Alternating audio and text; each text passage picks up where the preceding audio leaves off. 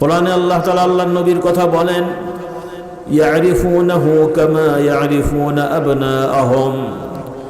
বাবা যেমন তার সন্তানকে চিনতে ভুল হয় না, সন্তানকে দেখলে যেমন বাবা চিনে ফেলে, এমনকি বাবা মা অনেক সময় সন্তানের পায়ের আওয়াজ শুনলেও ছায়া দেখলেও চিনতে পারে, হয় না এরকম? সুবহানাল্লাহ। তো আল্লাহ তাআলা মুহাম্মদ রাসূলুল্লাহ সাল্লাল্লাহু আলাইহি সাল্লামের আবির্ভাবের বর্ণনা যে তাওরাত ইনজিলে আল্লাহ দিয়েছেন, সেই কথাগুলো কোরআনে আল্লাহ বলছেন যে মুহাম্মদ সাল্লাল্লাহু আলাইহি সাল্লামের বর্ণনা তাওরাত ইনজিলে যারা পড়েছে তারা আল্লাহর নবীকে দেখলে তাদের চিনতে কোনো অসুবিধা হয়নি। বলুন সুবহানাল্লাহ। পৃথিবীব্যাপী সব জায়গায় দ্বন্দ্ব, ফাসাদ, ঝগড়া হচ্ছে, এটা বহু আগে থেকেই হয়ে আসছে। কোরআনুল কারীম আল্লাহ তাআলা আমাদেরকে এই ঝগড়া ফাসাদের ইতিহাস জানিয়েছেন। সর্বপ্রথম ঝগড়া হয়েছিল কাদের মধ্যে, কে বলতে পারবে দেখি? সর্বপ্রথম এই তো পাওয়া গেছে, আদম আলাইহিস সালাতু ওয়াস সালামের সন্তানদের মধ্যেই সর্বপ্রথম দ্বন্দ্ব শুরু হয়। কি নিয়ে দ্বন্দ্ব হয়? হাবিল কাবিলের যে ঝগড়া, দ্বন্দ্বটা কি নিয়ে ছিল ভাই, মনে আছে? হ্যাঁ, এই তো আল্লাহ রাব্বুল আলামিন আদম আলাইহিস সালামকে সৃষ্টি করেন, এর সাথে হাওয়া আলাইহিস সালামকে সৃষ্টি করেন। পৃথিবীর বর্তমানে যত মানুষ, যত দল, যত গোষ্ঠী, ধর্ম যাই বলি, মানে মানুষের মধ্যে যা আছি আমরা, সামাজিকভাবে দল, সংগঠন, ধর্ম যাই বলা হোক, সব মানুষের শুরু কার থেকে? আদম আলাইহিস সালাম থেকে। কার থেকে? আদম আলাইহিস সালাম। এই শিক্ষাটা আমাদের মনে রাখতে হবে আমার ভাই বোনেরা, যুবক যুবতী, ছাত্র ছাত্রীরা। কারণ এই মানুষের ইতিহাস সম্পর্কে পৃথিবীর যারা অন্য ধর্মের, তাদের কাছে কোনো স্পষ্ট ধারণা নেই। তারা আন্দাজ অনুমান করে এক এক গোষ্ঠী এক এক রকম কথা বলে। কেউ বলে মানুষ পরিবর্তন হয়ে মানুষ হয়ে গেছে, আবার পরিবর্তন হতে থাকবে, এরকম কথা অনেকে বলে। তার মানে তাদের ভাষায় যে মানুষের শুরু মানুষ থেকে না, অন্য কিছু থেকে পরিবর্তন হয়ে মানুষ হয়ে গেছে, নাউযুবিল্লাহ। আবার মরে যাওয়ার পরে এক এক গোষ্ঠীর এক এক ধরনের ধারণা আছে। তারা মনে করে কোনো মানুষ পরবর্তীতে কেউ বাঁদর হয়, কেউ হনুমান হয়, কেউ টিকটিকি হয়, কেউ কুকুর হয়, কেউ সাপ হয়, নাউযুবিল্লাহ। এরকম ধারণা তাদের আছে এক এক গোষ্ঠীর, এগুলো যার যার মতন। কিন্তু যেটা সত্য বাস্তব কথা আমরা বিশ্বাস করি, আল্লাহ তাআলা তার নবী রাসূলগণের মাধ্যমে জানিয়ে দিয়েছেন, চূড়ান্তভাবে কোরআনের মাধ্যমে মুহাম্মদ রাসূলুল্লাহ সাল্লাল্লাহু আলাইহি সাল্লামের মাধ্যমে আমাদেরকে শিক্ষা দিয়েছেন যে পৃথিবীর সব মানুষ আদম সন্তান। বলি আলহামদুলিল্লাহ। এতে কোনো সন্দেহ করা যাবে না।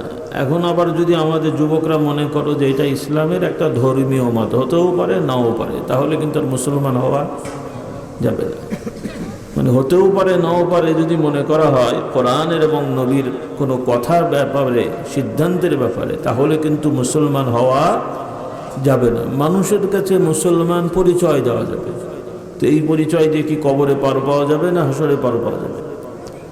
এই সিদ্ধান্ত আমাদের নিতে হবে যে আমরা কোরআন এবং আল্লাহর নবীর মাধ্যমে যা আমাদের কাছে বিশ্বস্তভাবে পৌঁছাবে, এতে আমরা কোনো দ্বিধাদ্বন্দ্ব করব না।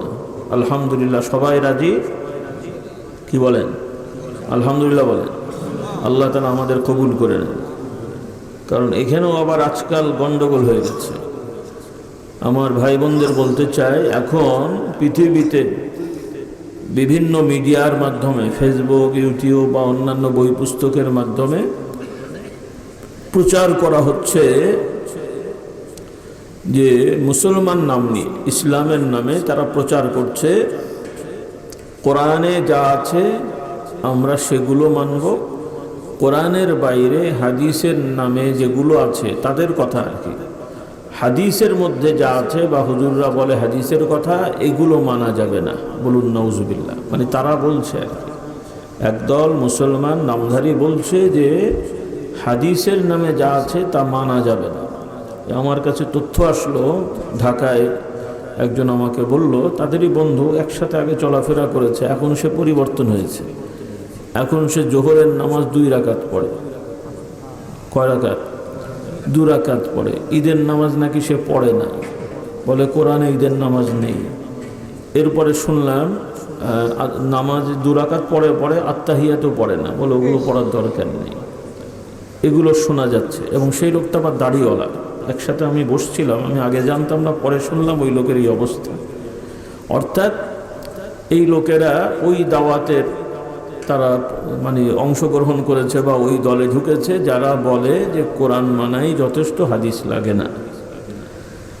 এখন আপনাদের আমি কি বুঝাবো, অনেকেই তো ঠিক মতো কোরআন পড়তে পারেন না। আফসোস এখানে, আল্লাহ আপনাদের হেদায়েত দান করুন। আর যাদের সুযোগ আছে আপনারা কোরআন আরবি পড়াটা শিখবেন, আর যাদের মাশাআল্লাহ বাংলা পড়ার অভ্যাস আছে একটু কোরআন শরীফ তরজমা, অনুবাদ, ব্যাখ্যা, তফসির সহ পড়ার চেষ্টা করবেন। কি দরকার আছে না? নাই। শুধু পুরুষরা না, মেয়েদেরও দরকার আছে। মহিলারা মনে করছে আমাদের তো দরকার নেই। কি বলেন? মহিলাদের দরকার আছে না? নাই। হ্যাঁ, আমার মা বোনেরা, আপনারা মনে করেন হ্যাঁ হয়তো আপনারা হুজুর মৌলানা পীর সাহেব হতে পারছেন না, তাহলে মনে হয় দরকার নেই নাকি? পুরুষরা মনে করছেন আমরা কোরআন হাদিস পড়ে মৌলানা পীর সাহেব হুজুর হব, ব্যবসা করবো নাকি? তো মৌলানা হুজুর পীর সাহেব কি ব্যবসা করার জন্য হয়? এগুলো ব্যবসায়িক পণ্য না ব্যবসায়িক কাজ? আল্লাহ আমাদের হেদায়েত দান করুন। আজকাল অনেকেই এগুলোকে ব্যবসায়িক পণ্য বানিয়ে ফেলেছে। যেমন নওজুবিল্লাহ, গান গায়, নাটক করে, থিয়েটার করে, গায়ক গায়িকা, নায়ক নায়িকা, তারপরে এরা যেমন এখন ওই সমস্ত কর্ম করে ওইটাকে পেশা বানিয়ে ফেলেছে। কিছু কিছু মানুষ আলেম নামধারী, হুজুর নামধারী, তারাও ওয়াজ মাহফিলকে নওজুবিল্লাহ জাগতিক পেশা বানিয়ে ফেলেছে, পীর মুরিদিকে জাগতিক পেশা বানিয়ে ফেলেছে। এটা খুব বড় অন্যায়, হারাম কাজ। পীর মুরিদি, ওয়াজ নসিহত এগুলো নামাজ রোজা হজ জাকাতের মতন ইবাদত। নামাজ বিক্রি করা যায়? নামাজের কয় ঘন্টার দাম কত? হ্যাঁ, নামাজের কি দামাজ মূল্য করা যায়? ইমাম সাহেব যদি বলে আমি ছোট সূরা দিয়ে পড়ালে এত বেতন, বড় সূরা দিয়ে পড়ালে এত বেতন, নাকি এরকম হবে? আল্লাহ হেদায়েত দান করে। কাজেই এগুলো কোনো ব্যবসায়িক পণ্য না। কোরআন শরীফ পড়ে যে আমি 1 পারা পড়ে তোমাকে সওয়াব দেবো 50 টাকা, 2 পারা পড়লে 200 টাকা, নাকি এরকম? নওজুবিল্লাহ। কাজেই এগুলো ব্যবসায়িক পণ্য না, এগুলো করতে হবে আল্লাহ তাআলার সন্তুষ্টির জন্যে। আল্লাহর দ্বীন মানুষের কাছে প্রচার করা হবে, মানুষ আল্লাহর কথা শুনবে, হেদায়েতকে দান করবেন।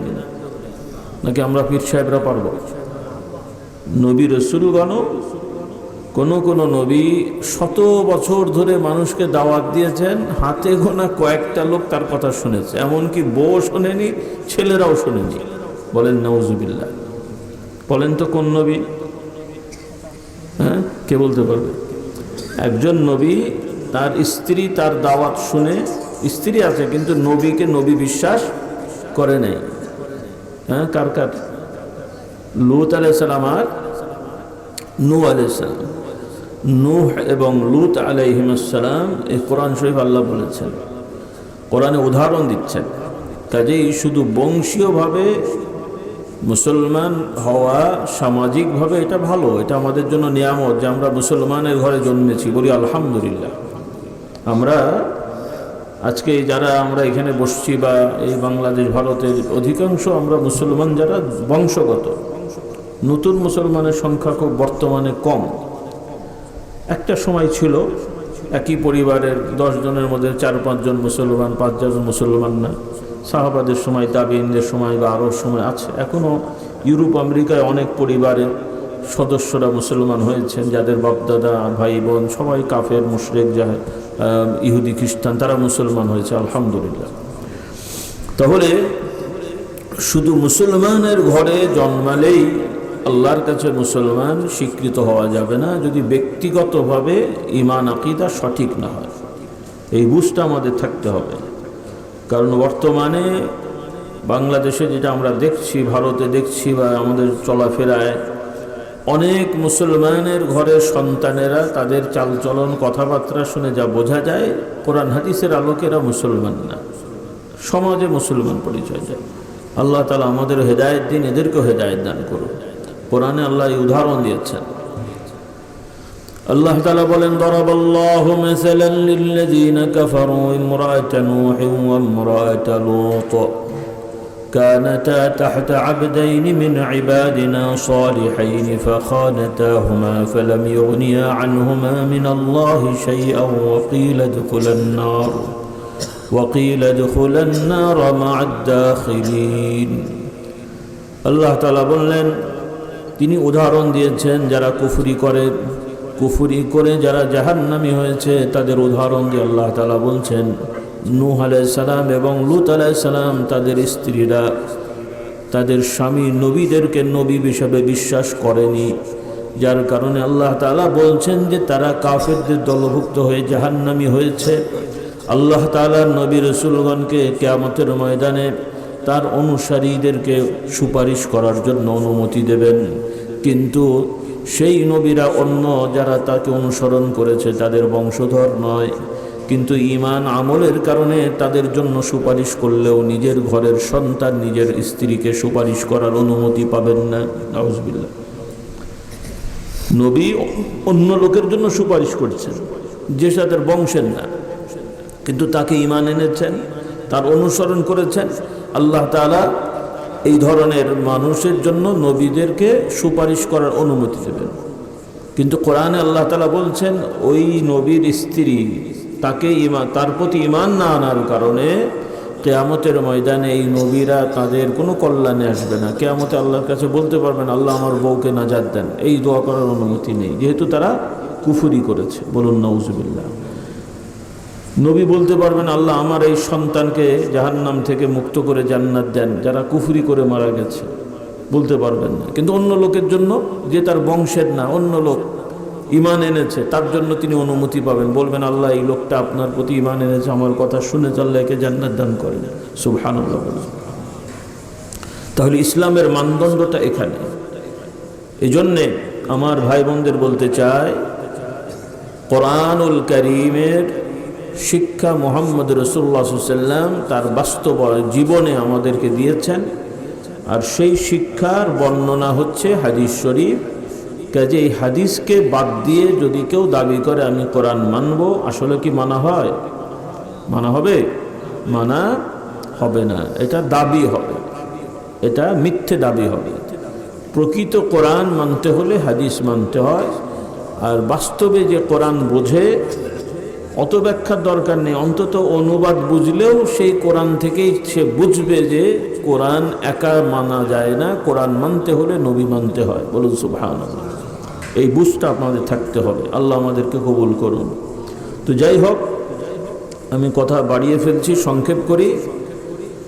তো আমাদের বিশ্বাস হবে পৃথিবীর সব মানুষ, কোনো মানুষকে জন্য ইসলামে মুহাম্মদ সাল্লাল্লাহু আলাইহি ওয়াসাল্লাম ইসলামের দাওয়াত দিতে বলেছেন, কিন্তু কোনো মানুষকে বলতে বলেননি যে তোরা গালাগালি করতে বলেননি, তোরা অমুকের জাত তমুকের জাত। বরং কোরআনে আল্লাহ আমাদের শিক্ষা দিচ্ছেন অন্যান্য ধর্মের যারা, তাদেরকেও বলতে যে তোমরা আমরা ভাই একই আদম সন্তান, তবে তোমাদের সাথে আমাদের কোনো জমি জায়গা নিয়ে বংশ নিয়ে ঝগড়াঝাটি নেই। ঝগড়া হলো তোমরা লাগাচ্ছ, তোমরা অনেকগুলো ইলাহ বানিয়েছ, উপাস্য বানিয়েছ, অনেকগুলো পরিচালক জগতের বানিয়েছ। হ্যাঁ, এক প্রতিষ্ঠানের প্রিন্সিপাল কটা হয়? দুটো হলে কেমন হবে? হ্যাঁ, কেমন অবস্থা হবে? এই বাংলাদেশের অবস্থা দেখেন না, কয়েকটা দলের কারণে এখন দেশের কি অবস্থা দেখেন দেখি। এরা ক্ষমতাই নেই, ক্ষমতা ছাড়াই এই অবস্থা। তো আল্লাহ তাআলা কোরআনে বলছেন, এই আসমান জমিনে যদি একাধিক ইলাহ থাকতো, আল্লাহ বাদে যদি আল্লাহর সাথে আরও কোনো ইলাহ থাকতো, তাহলে এই জগৎ এভাবে চলতো না। মারামারি কাটাকাটি, মানে জগৎটাই বিশৃঙ্খলা হয়ে যেত। কারণ একজন ইলাহ বলতেন, উপাস্য বলতেন যে এখন রাত হবে, সূর্য উঠবে, আর একজন বলবেন এখন ওটার দরকার নেই, পরে উঠবে। হ্যাঁ, এই জন্য এই চাঁদ সূর্য গ্রহ উপগ্রহ যে সেট আপে চলছে, ওই জায়গায় মহাশূন্যে কোনো রকমের অ্যাক্সিডেন্ট দুর্ঘটনা নাই, কারণ এরা আল্লাহর আইন মেনে চলছে। বলুন সুবহানাল্লাহ। ওইভাবে যেই সমাজের মানুষগুলো আল্লাহর আইন মেনে চলবে সেখানেও কোনো রকমের বড় ধরনের অকারেন্স হবে না। তবে মানুষের সমাজে কিছু ফিতনা ফাসাদ থাকবে, এটা আল্লাহ তাআলার সৃষ্টিগত একটা বিধান। নাউজুবিল্লাহ, আল্লাহ আমাদের হেদায়েত দান করুন। এটা থাকবে। তো কথার কথা যেটা আমি বলছিলাম ভাইরা, এক প্রতিষ্ঠানে একাধিক প্রধান থাকে না, থাকলেও সহকারী থাকে, অন্যান্য দায়িত্বশীল থাকে, এবং দেওয়া হয় এজন্য যে একজন লোক সব কিছু চালাতে পারে না, এজন্য সহকারীর দরকার হয়। যেহেতু আমাদের সীমাবদ্ধতা আছে, আমাদের শক্তির একটা লিমিটেশন আছে, কিন্তু মহান স্রষ্টা আল্লাহ তাআলার, মহান ইলাহ রব্বুল আলামিন, তার শক্তি ক্ষমতা অসীম। তার কখনোই কোনো ধরনের কারো সহযোগিতা লাগে না, তিনি কারো মুখাপেক্ষী নন। বলুন সুবহানাল্লাহ। মানুষের লাগে এজন্য, বা সৃষ্টির লাগে কারণ আমাদের দুর্বলতা আছে। আল্লাহ তাআলার কোনো দুর্বলতা নেই, তিনি স্বয়ং সম্পূর্ণ। বলুন সুবহানাল্লাহ। এই পুরো জগৎ সৃষ্টি করতে তার শুধু তার ইচ্ছা এবং হুকুম তিনি দিয়েছেন, কারো দরকার হয়নি। কোরআনুল কারীমে আল্লাহ তাআলার এই সৃষ্টি জগতের পরিচালনা, সৃষ্টকর্ম, এই ব্যাপারে স্পষ্ট ধারণা আমাদেরকে দিয়েছেন কিভাবে হয়। সুবহানাল্লাহ। কোরআনুল কারীমে আল্লাহ তাআলা বলেন, ইন্নামা আমরুহু ইযা আরাদা শাইআন আন ইয়াকুলা লাহু কুন ফায়াকুন। আল্লাহ তাআলা তার নিজের শক্তি ক্ষমতা প্রকাশ করে বলেন যে আল্লাহ তাআলার বিষয়টা এরকম, তিনি যদি কোনো বিষয় বানাতে চান, করতে চান, তিনি শুধু নিজের ইচ্ছায় নিজে বলেন হও। তিনি যেভাবে বলেন, যেভাবে চান, সেভাবেই সেটা হয়ে যায়। বলুন সুবহানাল্লাহ। আরবিতে একটা শব্দ আছে কুন, মানে বাংলায় হলো হও। আল্লাহ তাআলা তার মতন করে হুকুম দেন, যেটা তিনি চান, যেভাবে চান ওভাবে ওইটা হয়ে যায়। সুবহানাল্লাহ। বিশ্বাস হলো? কথা বলছে না। আলহামদুলিল্লাহ বলি। বিশ্বাস হলো? আলহামদুলিল্লাহ। আমরা যদি বলি ইট হয়ে যাও, ইট হয়ে যাবে? তাহলে মাটি ছানতে হবে, ঘষতে হবে, পোড়াতে হবে, ইত্যাদি ইত্যাদি। ঘর করতে হলে মিস্ত্রি ডাকতে হবে, ইত্যাদি ইত্যাদি। আর আল্লাহ তাআলা বললে এমনি এমনি হয়ে যাবে। বিশ্বাস হলো না? আলহামদুলিল্লাহ বলে। এই বিশ্বাস হলেই আমি মুমিন। আর এখন যদি এসে আমার ছেলেরা বিজ্ঞান পড়ে যদি বলে তা আবার কেমন করে হয়, হ্যাঁ কেমন করে হয়, আমাদের জন্য এটা সম্ভব না। কিন্তু আল্লাহ তাআলা আমাদের মতন না। আল্লাহ তাআলা তিনি তার মতন। তোমাদের আর কি দোষ দেবো ভাই? আমাদের কিছু মাওলানা হুজুররাও কোরআনের আয়াতের হাদিসের ব্যাখ্যা করতে যে অনেক সময় গোলমাল পাকিয়ে ফেলে। তারা তখন এই ব্যাখ্যা মিলাতে না যে পরে উল্টো পাল্টা যুক্তি দেয়, অর্থাৎ এই সৃষ্টি জগতের যুক্তি দিয়ে আল্লাহকে বুঝতে চায়। বলুন নাউজুবিল্লাহ। খবরদার, খবরদার। আল্লাহ তাআলার ব্যাপারে কোরআনে এবং হাদিসে খুব ভালো করে কথাগুলো খেয়াল করেন, কারণ আপনাদের আর কি দোষ দেবো? অনেক টাইটেল পাস, দাওরা পাস করার পরেও আল্লাহ তাআলার ব্যাপারে ভালো ধারণা তার নেই, স্পষ্ট না, গোলমালে ধারণা, গোলমাল পাকিয়ে ফেলেছে। এই জন্য আল্লাহ তাআলাকে চিনতে হবে, তিনি যেভাবে বলেছেন। আমরা সবাই বিশ্বাস করি আল্লাহ তাআলার অস্তিত্ব আছে, একজন স্রষ্টা তিনি আছেন। তিনি কেমন? তিনি তার মতন। তিনি তাকে যেভাবে বর্ণনা দিয়েছেন আমরা ওইভাবেই বিশ্বাস করব। নিজেদের মতন করে আল্লাহকে কোনো কল্পনা করা যাবে না। আমরা অনেক সময় অনেক জিনিস শুনে কল্পনা করি, জিনিসটা হয়তো এরকম, ওরকম, সেরকম। কি কল্পনা করি? আমরা যা দেখি, যা শুনি, ওইটার উপরে নির্ভর করে একজন একটা কল্পনা করি। হ্যাঁ, যে কথার কথা গল্প আছে একটা, আপনারা শুনেছেন মনে হয়, কানার পায়েস খাওয়ার গল্প শুনেছেন? শুনেছেন না? হ্যাঁ, পায়েসের কানার কাছে পায়েসের বর্ণনা দিতে দিতে শেষ পর্যন্ত কি বানিয়েছে? কাছি। কোথায় কাছি আর কোথায় পায়েস? হ্যাঁ, সাদা সাদা থেকে বক থেকে কাচি চলে গেছে, আর কানা ওই কাচি দেখে ধরে চিন্তা করলে কি আবার খাওয়া যায় নাকি?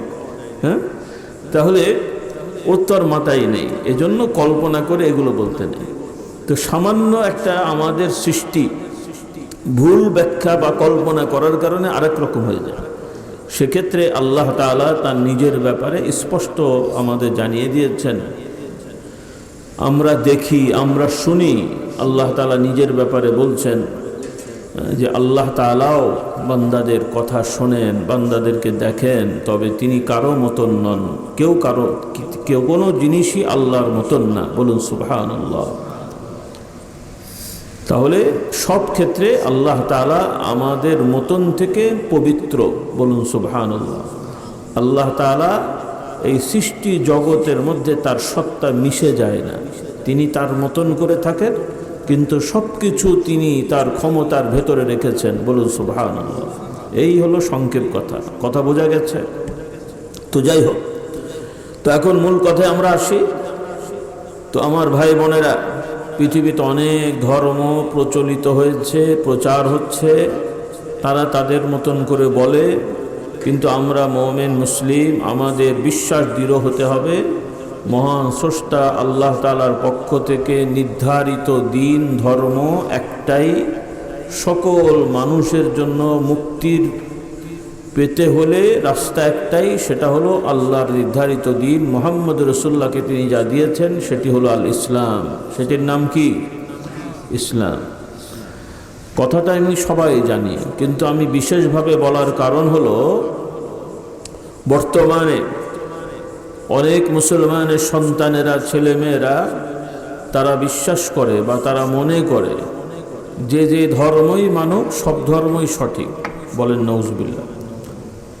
আমার ভাইরা এবং বোনেরা, মা বোনরা খেয়াল করবেন, ভাইরা, অন্য কোনো ধর্ম সঠিক, যে ধর্মই হোক, ইসলাম বাদে অন্য কোনো ধর্ম তারা পালন করলে জান্নাতে যাবে, স্বর্গে যাবে, বা তাদের কোনো দোষ নেই, ভুল নেই, তারা সঠিক, এরকম যদি কোনো মুসলমান বিশ্বাস করেন তাহলে তার ঈমান থাকবে না, তিনি মুসলমান থাকবেন না। তার মানে সবার সাথে ঝগড়া করতে বলা হয়নি, আপনারা ভুল বুঝেন না। এগুলো শুনলে আবার অন্য ধর্মের লোকেরা রাগ করে। তারা মনে করে এই দেখো মুসলমানরা কত বড় হিংসুক, তারা একাই ভালো, সব খারাপ, তারা বলে বেড়াচ্ছে। এটা হিংসা বিদ্বেষের কথা না। যেটা সত্য সেটা তো বলতেই হবে, যেটা সত্য সেটা বলতে হবে, এটা হিংসার বিষয় না। আর এখানে কোনো মানুষকে পূজা করতে বলা হয়নি। মুহাম্মদ সাল্লাল্লাহু আলাইহি সাল্লাম দাবি করেননি যে তোমরা অন্যান্য নবীদের পুজো বাদ দিয়ে তোমরা আমাকে পুজো করো, তোমরা অন্য নবীকে আল্লাহর সন্তান না বলে আমাকে আল্লাহর নাউজুবিল্লাহ ভাই বলো বা জ্ঞাতিগোষ্ঠী বলো, এমন দাওয়াত কি মুহাম্মদ সাল্লাল্লাহু আলাইহি সাল্লাম দিলেন? হ্যাঁ, আপনারা জানেন, শুনেছেন, অন্যান্য ধর্মে নবী রসুলদেরকে আল্লাহর বংশধর বলা হয়, সন্তান বলা হয়। কারা কারা বলেছে দেখি, বলতে পারো কিনা? কারা কারা বলে? হ্যাঁ হ্যাঁ, খ্রিস্টানরা বলে কাকে? খ্রিস্টানরা বলে ঈসা আলাইহিস সালাম আল্লাহর সন্তান। আর কে? আর কে? ইহুদিরা বলে উযাইর আল্লাহর সন্তান। আর মক্কার মুশরিকেরা বলতো, আবু জেহেল, আবু লাহাব, এরা বলতো ফেরেশতারা আল্লাহর মেয়ে। বলুন নাউজুবিল্লাহ। এখনো পৃথিবীতে অনেকে ফেরেশতাদেরকে আল্লাহর বংশধর বলে, নবীর আল্লাহর বংশধর, এগুলো তাদের মধ্যে বিশ্বাস আছে। তো রাসূলুল্লাহ সাল্লাল্লাহু আলাইহি ওয়াসাল্লাম তিনি এসে এ দাওয়াত দেননি যে হে খ্রিস্টানেরা তোমরা ঈসাকে আল্লাহর সন্তান বলো না, আমাকে বলো, তাই বলেছেন? বা অমুককে বলো না, আমাকে বলো, তাহলে তো ঝগড়া হবে। ঝগড়া কেমন হয়? এই বাংলাদেশে দলদের মধ্যে ঝগড়া কেন? যে একজন গদি পেলে আর একজন কী পাবে? বালিশ নাকি? একজন গদি পেলে আর একজন গদি পাবে না, এই জন্য গদির লড়াই, এই জন্য ঝগড়া হয়। কিন্তু মুহাম্মদ সাল্লাল্লাহু আলাইহি সাল্লামের সাথে অন্য নবীদের কি গদির ঝগড়া? অন্য ধর্মের ইসলামের ঝগড়া কি? কোনো ঝগড়া নেই।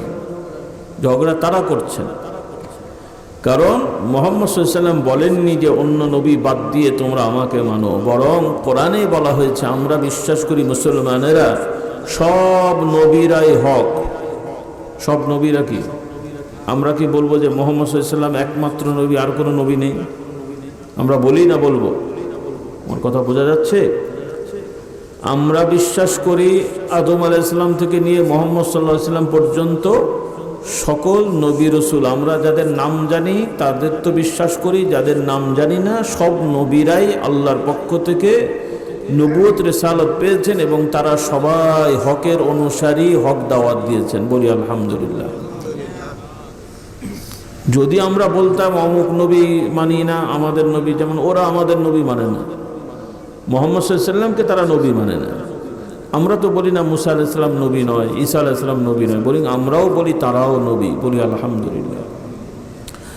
এবং রাসূলুল্লাহ সাল্লাল্লাহু আলাইহি ওয়াসাল্লাম মানুষদেরকে দাওয়াত দিলেন, যারা বলে ঈসা আলাইহিস সালাম আল্লাহর সন্তান, মুসা উযাইর আল্লাহর সন্তান, তাদের ব্যাপারে রাসূলুল্লাহ সাল্লাল্লাহু আলাইহি ওয়াসাল্লাম বললেন যে হে লোকেরা শোনো, যদি ঈসা আলাইহিস সালাম আল্লাহর সন্তান হতেন সত্যিকার, তাহলে তোমরা তাকে ইবাদত করা, তোমরা তো করছো ঠিক আছে, তোমাদের আগে আমি নিজেই করতাম। সুবহানাল্লাহ বলে। আল্লাহ যদি তার সন্তান দুনিয়ায় পাঠাতেন তাহলে তাকে মানতে কি আমাদের আপত্তি আছে নাকি? আল্লাহ যদি বলেন অমুক আমার সন্তান, আমাদের মেনে নিতে অসুবিধা আছে, কিন্তু আল্লাহ তাআলা তো কাউকে বলেননি যে অমুকেরা আমাদের সন্তান, তাহলে কেমন করে বললো? এরা অপব্যাখ্যা করে। নবী রসুলদের মুজিজা, তাদের অলৌকিক ঘটনা দেখে এই লোকেরা ব্যাখ্যা করে বলল যে এরা সাধারণ মানুষ না, এরা আল্লাহর সন্তান, মানব রূপে দুনিয়ায় এসেছে। বলুন নাউজুবিল্লাহ। এইভাবে তারা বিকৃত করেছে ধর্মকে। এইভাবে পৃথিবীতে অনেক ধরনের ধর্ম আবিষ্কার হয়েছে, চলছে। কিন্তু আমরা মুমিন মুসলমান, আমাদের বিশ্বাস দৃঢ় হতে হবে। যে যেটা করছে তারা করছে, আমরা কাউকে জোর করব না, কিন্তু আমাদের স্পষ্ট বিশ্বাস থাকতে হবে এবং আমাদের দাওয়াত আমাদের পৌঁছাতে হবে যে মহান আল্লাহ তাআলার পক্ষ থেকে নির্ধারিত দিন, ধর্ম একটাই, সেটা হলো ইসলাম। এর বাইরে নতুন যত রকমের জিনিস আবিষ্কার হবে, এমনকি ইসলামের নামেও যদি কেউ কিছু আবিষ্কার করে, একটা হলো অন্য ধর্ম গেছে, এখন ইসলাম নাম নিয়ে ওই যে এখন পৃথিবীতে যারা কোরআনের দাবি করছে, মুসলমান কোরআন মানে কি নামাজ পড়ে? 3 ওয়াক্ত নামাজ, 4 রাকাতের জায়গায় 2 রাকাত, ঈদের নামাজ পড়ছে না, এরা কিন্তু মুসলমান দাবি করছে। মুসলমান হলো? কোরআন হাদিসের আলোকে এরা মুসলমান না। এখন এরা হয়তো দাবি করবে আমরা মুসলমান, দাবি করলে মুসলমান হবে না, দাবি হবে। ইহুদিরাও দাবি করে আমরা কোরআন মানে আল্লাহর আইন মানি, নবী মানি। খ্রিস্টানরা বলে আমরা আল্লাহর আইন মানি, নবী মানি, কারণ তারা তাওরাত ইনজিলের অনুসারী দাবি করে। এরা যেমন কোরআনের অনুসারী দাবি করে, ইহুদি খ্রিস্টানেরা তাওরাত ইনজিলের অনুসারী দাবি করে। কোরআনও আল্লাহর কিতাব, তাওরাতও আল্লাহর কিতাব, ইনজিলও আল্লাহর কিতাব। কিন্তু তাওরাত ইনজিলে তারা যেই আকীদা বিশ্বাস করে, এগুলো তাওরাত ইনজিলের নাই। বরং তাওরাত ইনজিলে আল্লাহ তাআলা মুহাম্মদ রাসূলুল্লাহর ঘোষণাও দিয়ে রেখেছেন। বলুন সুবহানাল্লাহ। কোরআনে বর্ণিত আছে, আপনারা হয়তো ইতিহাস জানেন, রাসূলুল্লাহর জীবনী জানেন। ইহুদিরা তাওরাত পড়ে তারা জেনেছিল যে শেষ জমানায় ঈসা আলাইহিস সালামের পরে আল্লাহ তাআলা নবী পাঠাবেন, এই কথা তারা জানতো এবং বর্ণনাগুলো দেয়া ছিল। এমনভাবে বর্ণনা দেওয়া আছে কোরআন শরীফে, আল্লাহ এটা বলেছেন, যারা তাওরাত ইনজিলে মুহাম্মদ সাল্লাল্লাহু আলাইহি ওয়াসাল্লামের বর্ণনা পড়েছে শেষ নবীর, এই বর্ণনা যারা পড়েছে তারা আল্লাহর নবীকে দেখলে তাদের চিনতে কোনো কষ্ট হতো না, হয়নি। বলুন সুবহানাল্লাহ। কোরআনে আল্লাহ তাআলা আল্লাহর নবীর কথা বলেন, ইয়ারিফুনাহু কামা ইয়ারিফুনা আবনাআহুম। বাবা যেমন তার সন্তানকে চিনতে ভুল হয় না, সন্তানকে দেখলে যেমন বাবা চিনে ফেলে, এমনকি বাবা মা অনেক সময় সন্তানের পায়ের আওয়াজ শুনলেও, ছায়া দেখলেও চিনতে পারে, হয় না এরকম? সুবহানাল্লাহ। তো আল্লাহ তাআলা মুহাম্মদ রাসূলুল্লাহ সাল্লাল্লাহু আলাইহি সাল্লামের আবির্ভাবের বর্ণনা যে তাওরাত ইনজিলে আল্লাহ দিয়েছেন, সেই কথাগুলো কোরআনে আল্লাহ বলছেন যে মুহাম্মদ সাল্লাল্লাহু আলাইহি সাল্লামের বর্ণনা তাওরাত ইনজিলে যারা পড়েছে তারা আল্লাহর নবীকে দেখলে তাদের চিনতে কোনো অসুবিধা হয়নি। বলুন সুবহানাল্লাহ। এবং ইতিহাস সাক্ষী দেয়, রাসূলুল্লাহর জীবনী। রাসূলুল্লাহ সাল্লাল্লাহু আলাইহি ওয়াসাল্লাম যখন মদিনা শরীফে আসলেন, মদিনার ইহুদিদের যারা আলেম পণ্ডিতেরা এরা দূর থেকে আল্লাহর নবীকে দেখছিল। তো যারা দেখে কথাবার্তা বলছিল, এরা একে অপরকে জিজ্ঞেস করছিল, মানে যেটা পণ্ডিত তাকে অন্যরা জিজ্ঞেস করছিল যে এই যে তো আপনারা তো বলতেন তাওরাতে নবীর বর্ণনা আছে, শেষ নবী, এই যে এখন যে আরও মক্কা থেকে যে মোহাম্মদ নামে যে লোকটা আসছে ইনি কি সেই লোক মনে হচ্ছে? তখন ওই পণ্ডিত বলছে দেখে তো ওই রকমই মনে হচ্ছে যে বর্ণনার সাথে মিলে যাচ্ছে। তখন এই লোক বলছে তাহলে কি করতে হবে? আপনারা তো বলছেন বর্ণনা ওনাকে মানতে হবে। বলছে তাই কি মানা যায়? বলেন নাউজুবিল্লাহ। তাহলে সে স্বীকার করছে মিলে গেছে, কিন্তু মানতে চাইছে না, কারণ ওরা মনে করেছিল প্রথমে হয়তো তাদের বংশ থেকেই হবে, এখন দেখছে যে এটা আরেক বংশ থেকে এসেছে। কারণ ইহুদি গোষ্ঠী এরা ইব্রাহিম আলাইহিস সালামের আরেক বংশের ধারা।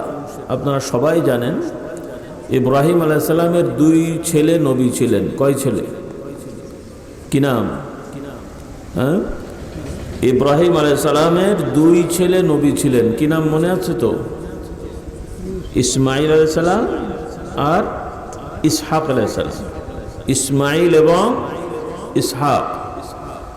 ইসমাইল আলাইহিস সালামের বংশে মুহাম্মদ রাসূলুল্লাহ সাল্লাল্লাহু আলাইহি ওয়াসাল্লাম জন্মগ্রহণ করেন। ইসমাইল আলাইহিস সালাম মক্কা শরীফে থাকতেন, আর ইসহাক আলাইহিস সালাম পরবর্তীতে এই এখনকার ফিলিস্তিন এই অঞ্চলে তিনি চলে আসেন।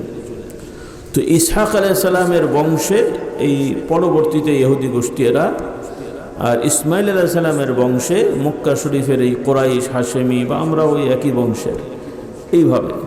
তো ওরা মনে করতো যে শেষ নবী হয়তো ওদের বংশ থেকে হবে। এখন দেখছে যে ইসমাইল আলাইহিস সালামের বংশের, এখন তারা মানতে চায় না।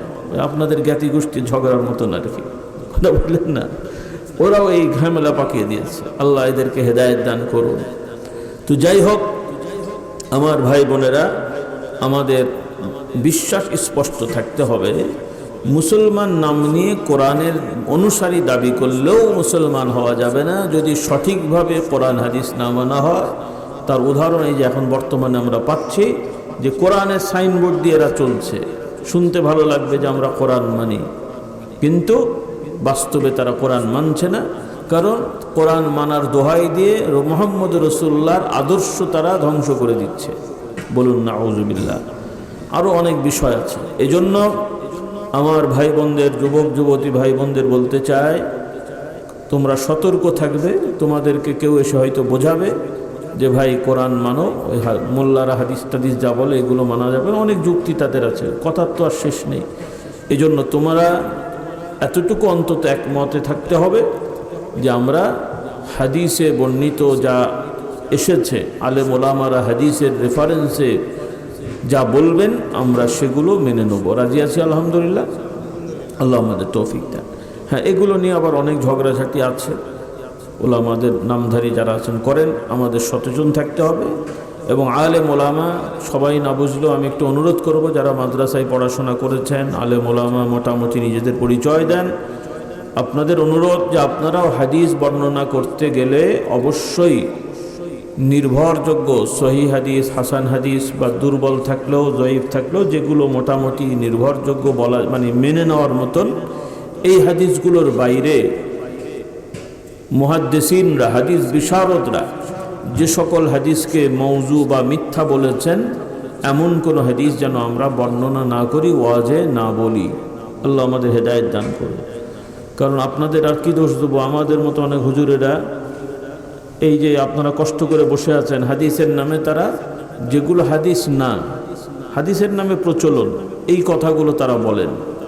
সাধারণ মানুষ তার বোঝে না, তারা শুনে সুবহানাল্লাহ বলে, নাউজুবিল্লাহ। তো যেগুলো মিথ্যে কথা, যেমন দুনিয়ায় অনেক সময় আপনারা জানেন অনেক দলিল হয়, জাল দলিল হয়, শুনেছেন না? জাল দলিল কি দলিল নাকি?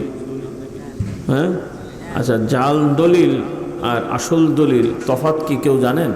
কে বলতে পারবে দেখি? সে তো বুঝলাম, কিন্তু তফাৎটা কি? দেখতে তফাৎ কি? একটা দলিল জাল, একটা দলিল আসল না। আচ্ছা, মানে রঙের কোনো তফাৎ নেই, দলিল মানে স্ট্যাম্পে হয়, কিসে হয়? জাল দলিলও স্ট্যাম্পে থাকে, নকল আসল দলিলও স্ট্যাম্পে হয়। তফাৎ কি জানো? তফাৎ হলো প্রত্যেকটা দলিল, যেটা সত্যিকার দলিল, এই দলিলে একটা নম্বর থাকে এবং এই নম্বরগুলো রেজিস্ট্রি অফিসে এগুলো লেখা থাকে।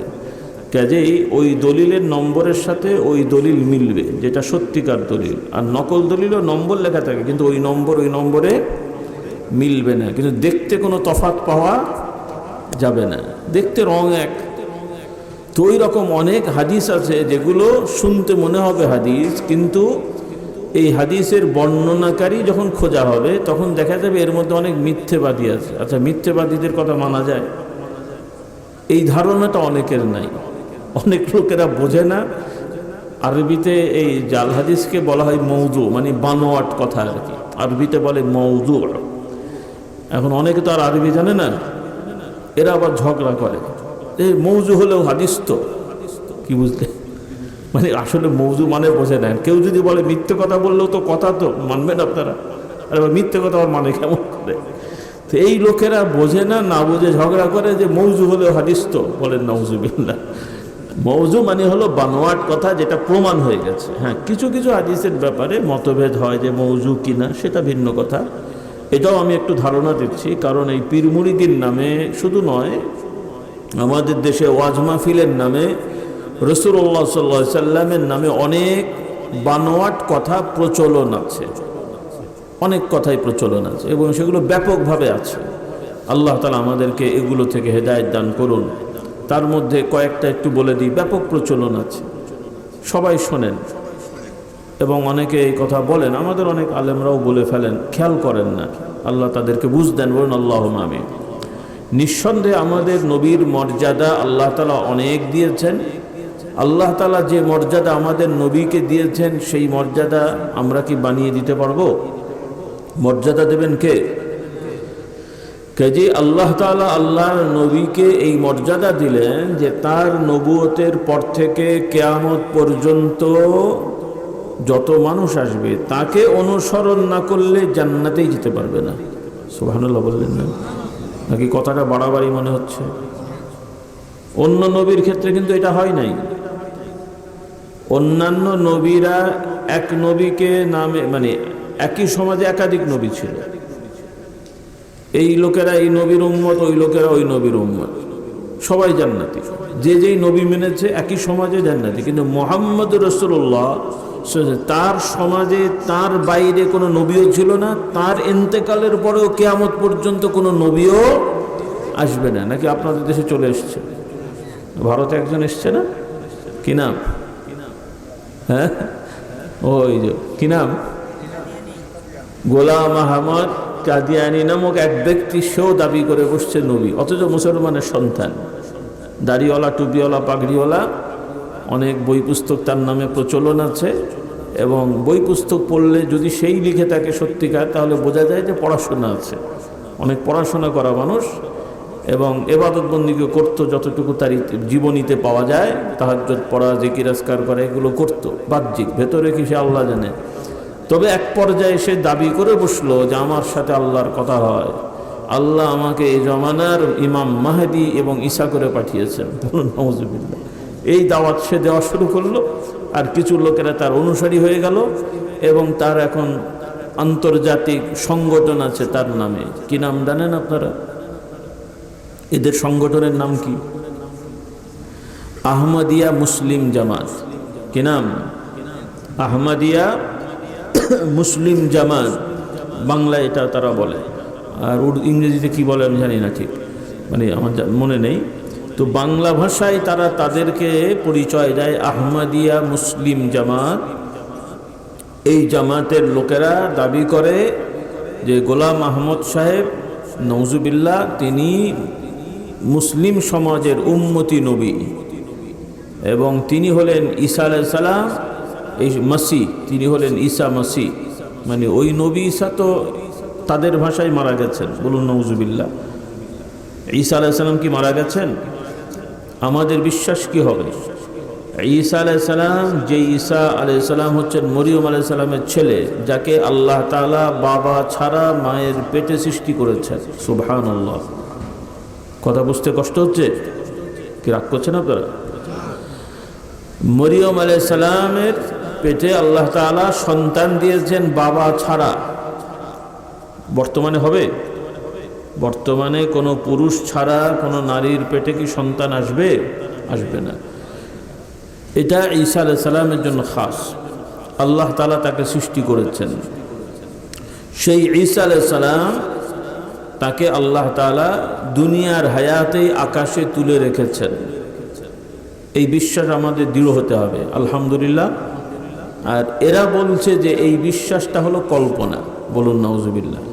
এই গোলাম আহমদ কাদিয়ানির অনুসারীরা, তারা বলছে যে একটা আস্ত মানুষ জীবিত অবস্থায় আকাশে উঠেছে, এটা কল্পকাহিনী তাদের ভাষায়। বলুন নাউজুবিল্লাহ।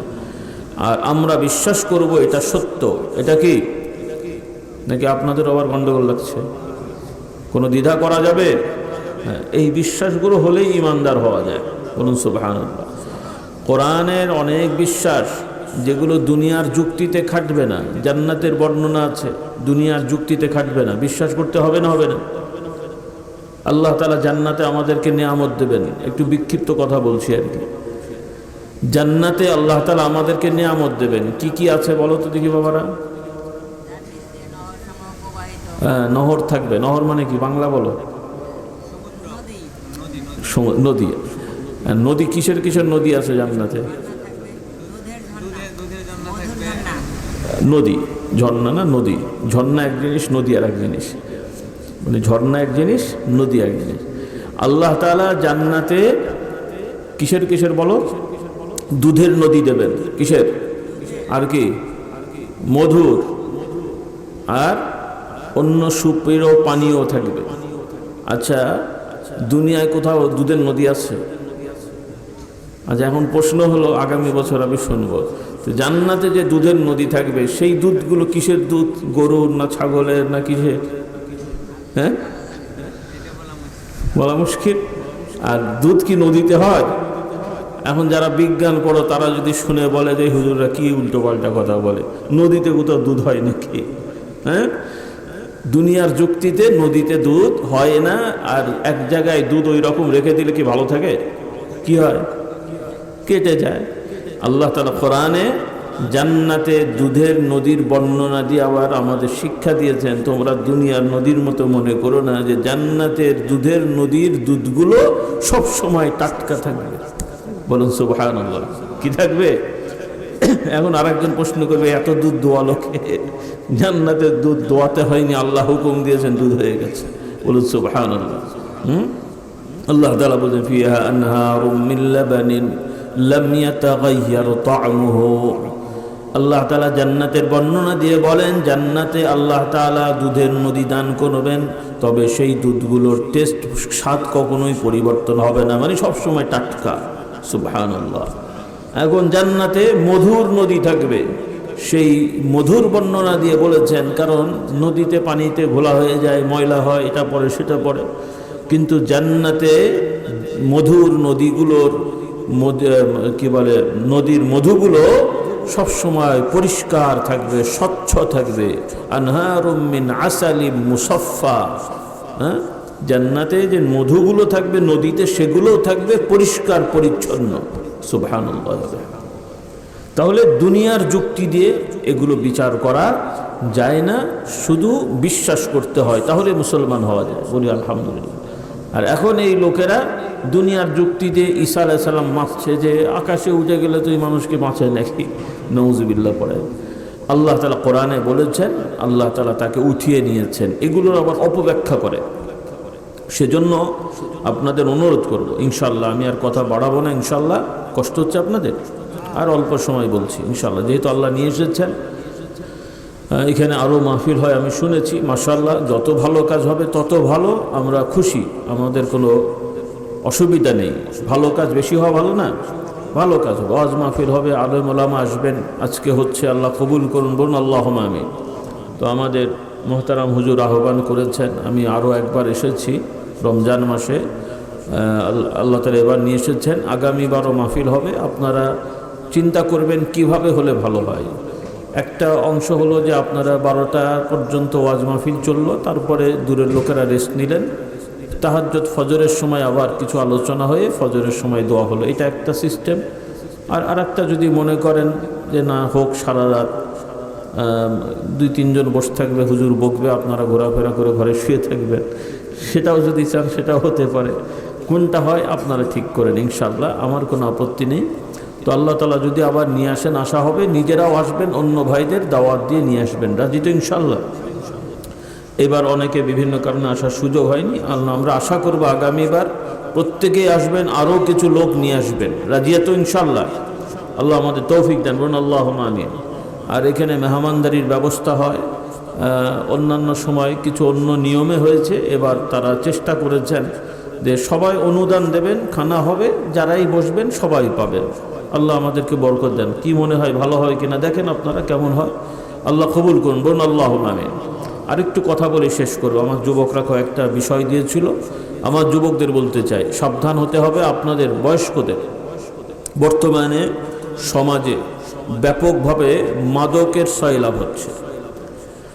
আল্লাহ রাব্বুল আলামিন আমাদের জন্য আমাদের উপকারী জিনিসগুলোকে আল্লাহ বৈধ দিয়ে হালাল করেছেন, বৈধতা দিয়েছেন, আর যেগুলো আমাদের জন্য ক্ষতিকারক এগুলোকে আল্লাহ তাআলা হারাম করেছেন।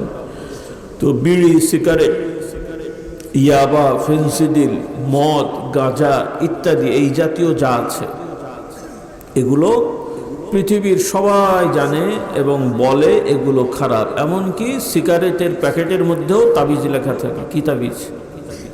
কি লেখা থাকে? কি লেখা থাকে সিগারেট ভাই? ধূমপান স্বাস্থ্যের জন্য ক্ষতিকর, ওখানেই লেখা আছে। তাহলে এরাও লিখে দিচ্ছে, তার মানে তারা বলতে চাচ্ছে যে আমরা তো লিখে দিচ্ছি, এখন ও যদি নিজের ক্ষতি করে আমাদের কি করার আছে। কিন্তু এটা হলো শয়তানি কথাবার্তা। কিন্তু ইসলামের বিধান যেটা ক্ষতি আমিও করব না, কাউকে এই ক্ষতির শিকার হতে দেব না, এটা হলো আল্লাহর আইন। আর এদের কথা হলো যে কেউ যদি নিজের ক্ষতি করে সে করুক গে যাক, নাউজুবিল্লাহ। এটা কখনো স্বাধীনতা, এটার নাম তারা দিয়েছে স্বাধীনতা। তারা বলে প্রত্যেক মানুষের ব্যক্তি স্বাধীনতা আছে, স্বাধীনভাবে সে যদি তার ক্ষতি করে আমার কি করার আছে, নাউজুবিল্লাহ পড়ে। এটা ভুল কথা। কারণ প্রত্যেক মানুষ, আল্লাহ তাআলা আমাদের বিশ্বাস, ইসলামের বিশ্বাস, আমাদের এই দেহ এটাও আমাদের জন্য আমানত। বলুন সুবহানাল্লাহ। আপনার কাছে যদি একজন একটা আমানত রাখতে দেয়, জিনিস রাখতে দেয়, ওটা আপনাকে হেফাজত করতে হবে না? তো আল্লাহ তাআলা আমাদেরকে দুনিয়ায় সৃষ্টি করে পাঠিয়েছেন, আমাদের দেহটাও আমাদের জন্য আমানত। এই জন্য ইচ্ছা করে কেউ কারো যদি নিজের হাত কাটে, আঙুল কাটে ইত্যাদি করে, মানে বদমাইশি করে বা ইয়ে করে, ইচ্ছা করে, অনেক সময় আমার এই ছেলে মেয়েরা, যুবক যুবতীরা দেখা সাক্ষাৎ হয়, একজন একজনকে ভালো লাগে, পরে দেখে আরেকজনের বিয়ে হয়ে গেছে, তখন আবার কি যেন বলে, কি খায় যেন বলে, কি খাওয়া বলে, না না আরেকটা কি যেন বাংলা আছে, ছ্যাক খাওয়া নাকি যেন বলে, ছ্যাক খাওয়া নাকি, নাউজুবিল্লাহ বলে, ছ্যাঁকা খাওয়া ইত্যাদি। এটা খেলে তখন দেখা যায় ওই মেয়ে আর ছেলে বিয়ে করতে চায় না। আবার অনেকে দেখা যায় যিনি হাত কাটে, এই কাটে, সে কাটে, নাউজুবিল্লাহ। এগুলো হারাম, এগুলো কি হারাম। আমি অনেক সময় যুবক যদি বলি, অনেক সময় আমাদেরকে বলে হুজুর ও এক জায়গায় ভালোবাসতো, ওর বিয়ে হয়ে গেছে, নিয়ে বিয়ে করতে চায়নি। তা আমি অনেক যুবকদেরকে বলি, বাবা তোমায় যাকে ভালোবাসতো ও বিয়ে করে ফেলে, তুমি 4টে বিয়ে করে দেখাও যে আমি 4টে বিয়ে করেছি, ওকে নিয়ে পড়ে থাকার দরকার কি বলে? কথা বোঝেন নাই? ও যদি তোমাকে ছেড়ে চলে যেতে পারে তাহলে তোমার তো মন খারাপ করার কি আছে, দরকার আছে? এগুলো ওয়াসওয়াসা। এই জন্য এই ধরনের ছেলে মেয়েদের ভুল ভালোবাসা এটা অনুচিত। এই জন্যই পর্দা দরকার, দূরত্ব বজায় রাখা দরকার। আমার যুবক যুবতী ছেলেমেয়েরা নিজের একান্ত ভাই বোন সেটা আলাদা, চাচাতো ভাই, মামাতো ভাই, ফুফুতো ভাই, অন্যান্য মহিলা, এদের থেকে দূরে দূরে থাকতে হয়। সামনাসামনি যাওয়া, কথাবার্তা বলা, গল্প গুজব করা এগুলো হারাম। কিন্তু সমাজে এগুলো চলার কারণে একই সাথে স্কুল কলেজে পড়ে, কথা হয়, গল্প হয়, এই জন্য এই ঝামেলাগুলো হয়। পর্দা মেনে চললে এই সমস্যাগুলো ইনশাল্লাহ হবে না, কম হবে। আল্লাহ আমাদের হেদায়েত দান করুন। তো যাই হোক, তো আপনাদেরকে সতর্ক থাকতে হবে। ইসলামের আইনে মদ, গাঁজা এগুলো সম্পূর্ণ হারাম। আর আল্লাহর আইনে মদ খাওয়ার শাস্তি হলো 40টা বেত মারা। কতগুলো? 40 অথবা কম বেশি অবস্থা অনুযায়ী। কাউকে যদি মদ খাওয়া অবস্থায় ধরা পড়ে, ইসলামী প্রশাসন যদি হয়, সমাজ ব্যবস্থা যারা দায়িত্বশীল প্রশাসন, তাদের দায়িত্ব হলো সবার সামনে এই মদ খাওয়ার অপরাধে তাকে চাবুক দিয়ে পিটাবে। কোনো জায়গায় জুতা দিয়ে পিটানোর কথাও আছে, যেন মানুষ জানে যে এটা খুব খারাপ জিনিস। আল্লাহ তাআলা আমাদের হেদায়েত দান করুন। এবং যেগুলো আরও ভয়ঙ্কর, হিরোইন, আফিন বা এই ধরনের যেগুলো আরও বেশি ক্ষতি করে, এগুলো কোনো দেশে, আমার যতটুকু ধারণা, চায়না এরা অমুসলিম, তাও তারা এই ধরনের মাদকের জন্য শাস্তি দিয়েছে মৃত্যুদণ্ড। কি দণ্ড? মানে যারা এগুলো ব্যবসা করে, কেনা বেচা করে, মানুষের মধ্যে ছড়ায়, এদেরকে মৃত্যুদণ্ড শাস্তি দিয়েছে। এজন্য ইসলামের বিধানেও অন্যান্য ইসলামী রাষ্ট্র যেগুলো আছে, শরিয়া আইন, তারাও এগুলোর জন্য মৃত্যুদণ্ড শাস্তি দিয়েছে। হিরোইন বিশেষ করে, এরপরে এই ধরনের ইয়াবা ট্যাবলেটও এই ধরনের ক্ষতিকারক, কারণ এগুলো যারা খায় তাদের বড় ধরনের রোগ হয়, মৃত্যুর কারণ হয়ে যায়। এজন্য যারা এই ব্যবসা করে, আমি শুনে অবাক হয়েছি, এই রাজবাড়িতেই আমাকে বলা হলো যে কোনো এক লোক মাদ্রাসার হুজুর, সে নাকি ইয়াবা ট্যাবলেট বিক্রি করতো, পরে ধরা পড়েছে। কোথায় চলে গেছে দেখেন দিকে, আমি এই প্রথম শুনলাম।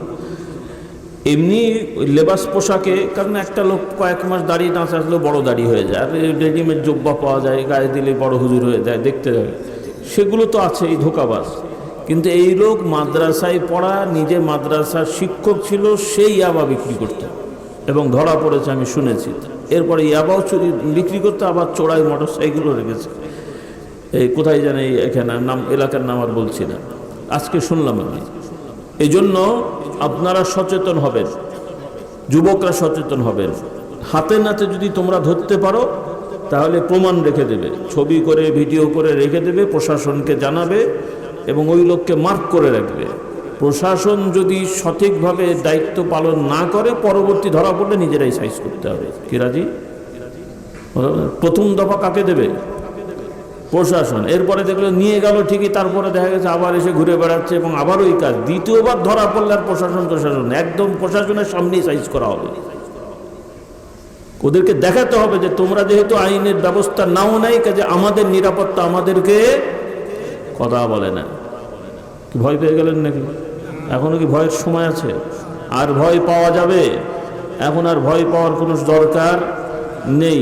প্রশাসনকে আমরা সম্মান করি, তারা তাদের দায়িত্ব পালন করলে আলহামদুলিল্লাহ আমরা রেসপেক্ট করব, কিন্তু তারা তাদের দায়িত্ব পালন না করলে আমাদের নিরাপত্তার জন্য এই সমাজের চোর, ডাকাত, বাটপার যাকেই ধরা হবে তাকেই সাইজ করতে কি রাজি?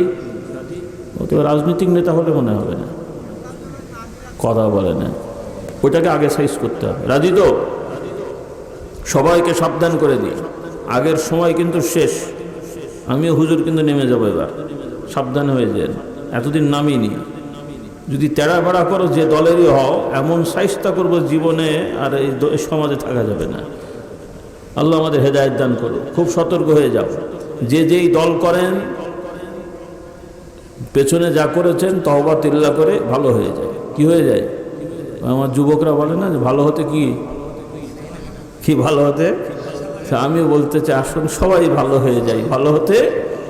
আর এই ধরনের ফাজলামি, শয়তানি, রাজনীতি করেন, কিন্তু রাজনীতির নামে এই বাদরামি, শয়তানি আর সহ্য করা হবে না, সহ্য করা যাবে না। কি রাজি? আল্লাহ আমাদের হেদায়েত দান করুন। এই জন্য মদ, গাঁজা, আফিন এগুলো ইসলামের আইনে হারাম। এগুলো বিক্রি করা, এগুলো সহযোগিতা করা, এরপরে রাষ্ট্রীয়ভাবে অনুমতি দেয়, এটা আরও অন্যায়।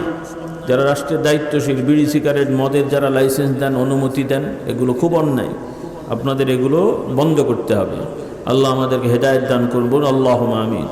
এরপরে আমরা মুমিন মুসলমান, আমরা বিশ্বাস করি আল্লাহ তাআলা আমাদের রিজিক দান করবেন। আল্লাহ যে বিধান দিয়েছেন, ব্যবসা বাণিজ্য, কর্ম, পরিশ্রম, এগুলোর মাধ্যমেই আল্লাহ তাআলা আমাদেরকে রিজিক দেবেন। বলি আলহামদুলিল্লাহ। সুদি কারবার এগুলো আল্লাহ হারাম করেছেন। কিন্তু এখন আমাদের সমাজে ব্যাংকের সুদ, সমিতির সুদ, এরপরে ব্যক্তিগত মহাজনী সুদ আছে না নাই? টাকা খাটানো সিস্টেম আপনার দেশে নেই মনে হয়? হ্যাঁ হ্যাঁ, 1,50,000, 20,000, 2 লাখ খাটাচ্ছে, কাউকে 10,000, 20,000, 5,000 এত টাকা করে দেওয়া হচ্ছে। এগুলো খুব অন্যায়। ব্যবসা করবেন ভাই, টাকা খাটাবেন না। আপনার 1 লাখ টাকা আপনি ব্যবসা করেন, গরু কেনেন, ছাগল কেনেন, ফসল কেনেন, এগুলো কেনা বেচা করেন, কিন্তু টাকা খাটানো যাবে না। বাকিতে বিক্রি করেন, সেখানে আপনি 2-4% বেশি লাভ করতে পারেন, কিন্তু চক্রবৃদ্ধি হারে যেটা সুদি সিস্টেম, এটা করা যাবে না। এগুলো শিখতে হবে আপনাদের, খুব সংক্ষেপ জিনিস। একজন আপনার কাছ থেকে 50,000 টাকা নিল গরু কেনার জন্যে, আপনি বলে দিলেন আমাকে 60,000 টাকা দিতে হবে। আপনি সেটা না করে কেউ গরু কিনতে চায়, কি কিনতে চাও? গরু কিনবো, 1,000, 50,000, কোথায় গরু? অমুক জায়গায়। আপনি যে গরু কেনেন, আপনি নিজে ওই গরুটা কিনে নিয়ে এসে একে বিক্রি করে দেন, তোমাকে আমি এই গরুটা দিলাম, আমাকে 60,000 টাকা দিবে। কত দেবেন? কিস্তিতে 60,000 দিলেন, এটা হালাল। তবে এই 60,000 যদি দিতে দেরি হয়, সেক্ষেত্রে আবার 5-7, 2-3 হাজার টাকা বাড়ানো যাবে না। কি করা যাবে না?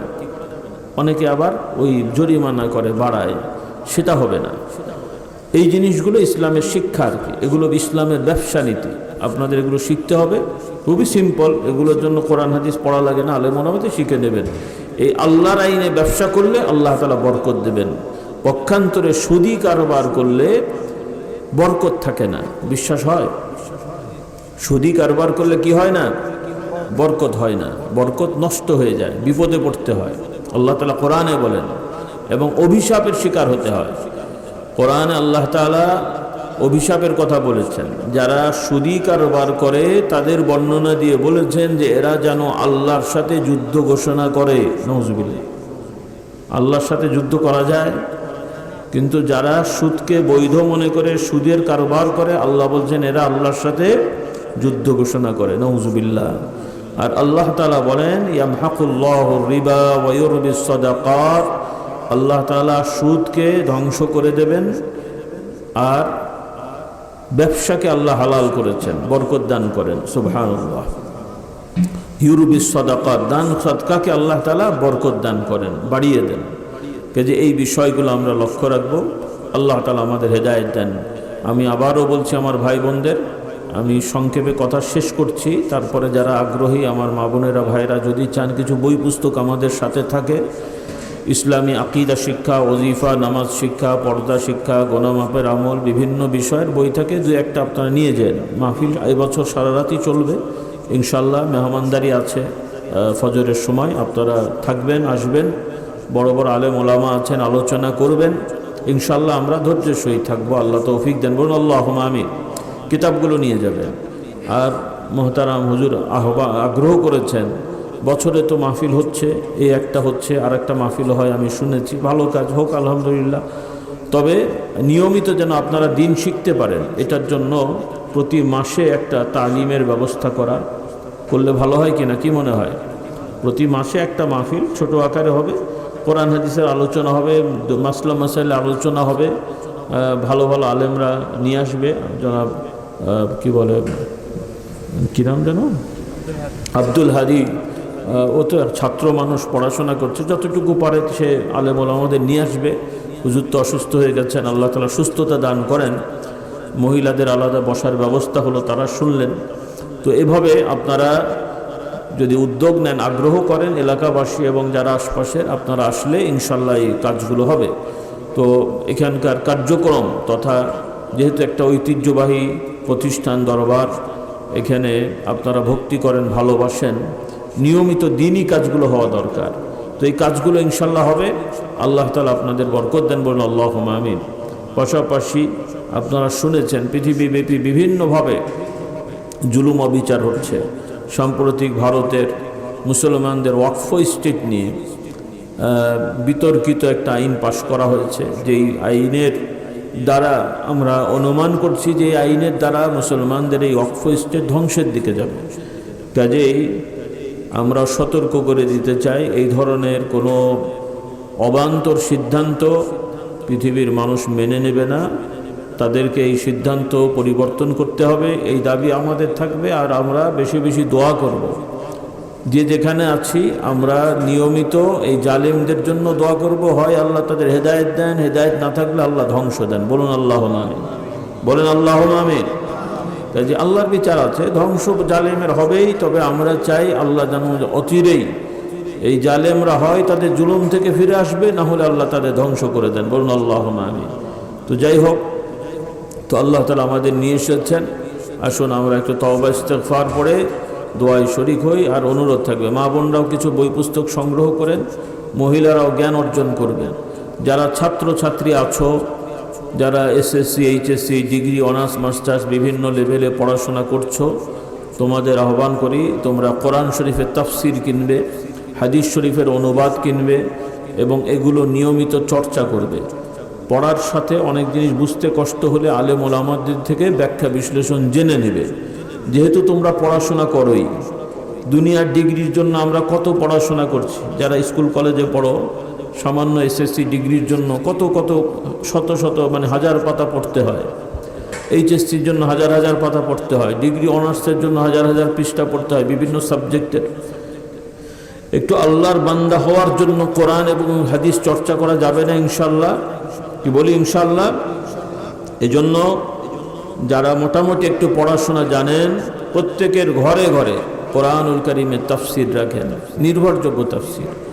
হ্যাঁ, কিছু কিছু তাফসির নিয়ে বিতর্ক আছে, বাংলা অনুবাদ আছে যেগুলো ভুলভ্রান্তি আছে, সেগুলো আমি বলছি না, আপনারা জেনে নেবেন। তবে আমার পরামর্শ হলো যে এই যেই তাফসিরগুলো মোটামুটি নির্ভরযোগ্য, বাংলা হয়েছে, একটু বিস্তারিতর মধ্যে তাফসির ইবনে কাসির, তাফসির তবারি, কুরতুবি, এগুলো বড় আকারে। আর কিছুটা সংক্ষেপ হলো মাআরিফুল কোরআন, তাওজিহুল কোরআন, এগুলো মোটামুটি নির্ভরযোগ্য। আপনারা এই তাফসিরগুলো কিনবেন, রাখবেন, পড়বেন।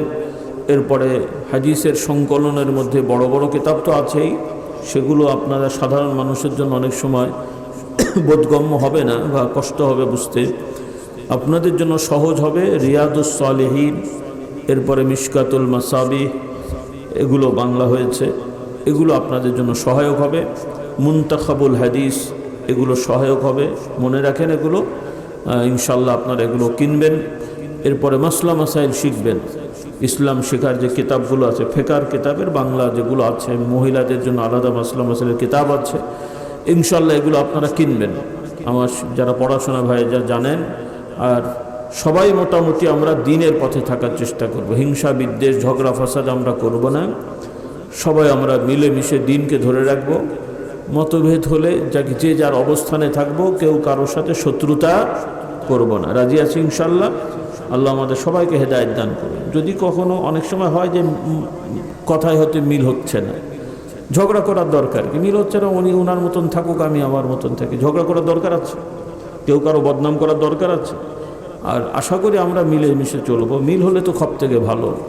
আল্লাহ তাআলা আমাদের সবার মধ্যে মিল মহব্বত দান করুন। ঝগড়া ফাসাদ থেকে আমাদের দূরে থাকার তৌফিক দেন। সবাইকে দিনকে আঁকড়িয়ে ধরার তৌফিক দেন।